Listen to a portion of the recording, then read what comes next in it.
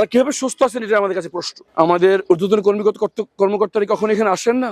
আমি এখন দাঁড়িয়ে আছি গাবতলী বাস টার্মিনালের পুলিশ ফাঁড়িতে।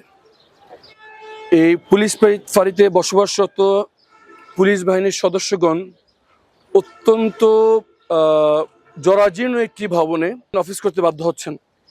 এখানে দেখে আমি সত্যিকার অর্থে খুবই শকড হয়েছি যে যারা আমাদের নিরাপত্তার দায়িত্বে নিয়োজিত তাদের আবাসন ব্যবস্থা এত দুর্বল কেমন করে হয়। আরও একটি জিনিস লক্ষ্য করলাম যে এটার এই ফাঁড়ির একাংশ 5ই আগস্ট বিপ্লবের সময় যে হামলা হয়েছিল সেখানে ধ্বংসপ্রাপ্ত হয়ে গিয়েছে। তাদের থাকার জায়গা একেবারে যথেষ্ট নয়, তাদেরকে অল্প জায়গায় গাদাগাড়ি করে থাকতে হচ্ছে। পরিবেশ অস্বাস্থ্যকর এবং এমন পরিবেশে তারা থাকলে তারা কীভাবে সুস্থ আছেন এটা আমাদের কাছে প্রশ্ন। তার উপর সামনে কোরবানি ঈদ আসছে, এ জায়গায় অনেক লোকের সমাগম হবে। তারা একজন আসামিকে ধরে এখানে নিয়ে আসবেন, একজন ছিনতাইকারী, একজন মাদকাসক্ত অথবা চোরাচালানকারী কাউকে যদি ওনারা পাকড়াও করেন, এখানে ধরে রাখারও কোনো ব্যবস্থা নেই। এই অবস্থায় তাদের দ্বারা আমরা কীভাবে আইন শৃঙ্খলা রক্ষা হবে আমরা আশা করতে পারি। আমি মর্মাহত। আমি অবিলম্বে আপনাদের মাধ্যমে স্বরাষ্ট্রমন্ত্রী, পুলিশের ঊর্ধ্বতন কর্তৃপক্ষ যারা আছেন, আইজি পুলিশ এবং ডিএমপি কমিশনার যারা আছেন, ঢাকা উপকমিশনার যারা আছেন, সবার কাছে আবেদন করছি অবিলম্বে এই জায়গা মেরামতের ব্যবস্থা করা হোক।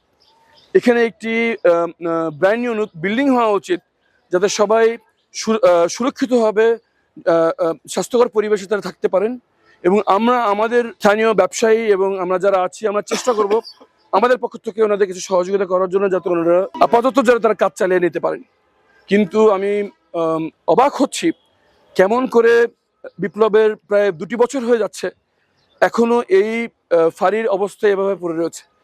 আমাদের ঊর্ধ্বতন কর্মকর্তারা কখন এখানে আসেন না, তাহলে এইভাবে কেমন থাকতে কিভাবে এই অবহেলিত অবস্থায় এত গুরুত্বপূর্ণ একটি স্থাপনা এভাবে পড়ে থাকতে পারে। আমি ইনশাআল্লাহ এই বিষয়টি নিয়ে ঊর্ধ্বতন কর্তৃপক্ষের কথা বলবো এবং দ্রুততর সময়ে এখানে যেন একটি উন্নত মানের স্থাপনার ব্যবস্থা করা হয়। যারা আইন শৃঙ্খলা নিয়োজিত আছেন তারা খুব অল্প জনশক্তি নিয়ে অনেক বড় এলাকা তাদের পাহারা দিতে হয়, তাদেরকে যেন অন্তত আবাসন সংকটে থাকতে না হয়, অস্বাস্থ্যকর পরিবেশে থাকতে না হয়, এই জিনিসটি দেখা আমাদের সবার দায়িত্ব। অবিলম্বে সরকারের দৃষ্টি আকর্ষণ করছি এবং স্থানীয় যারা আছেন তাদের সবার দৃষ্টি আকর্ষণ করছি।